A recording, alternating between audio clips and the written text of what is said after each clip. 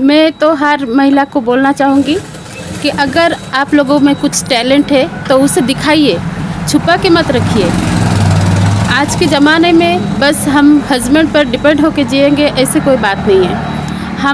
हम लोग भी दिखा सकते हैं कि हम लोगों का भी कुछ औकात है, हम भी कुछ कर सकते हैं। जैसे मैं छोटी जो भी कुछ जानती हूँ, छोटी सी दुकान लेके अभी बैठी हूँ।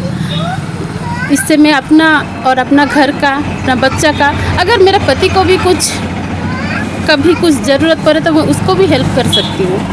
तो ऐसे अगर आप लोगों में कुछ टैलेंट है तो आप उससे छुपा के मत रखिए।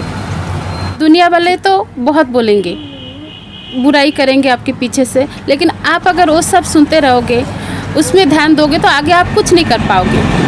तो मेरे कहना है, आज के दिवस में मैं बोल रही हूँ कि आप लोग आगे आइए, काम कीजिए, अपना नाम बनाइए, अपना घर परिवार चलाने के लिए अपना हस्बैंड को भी थोड़ा हेल्प कीजिए।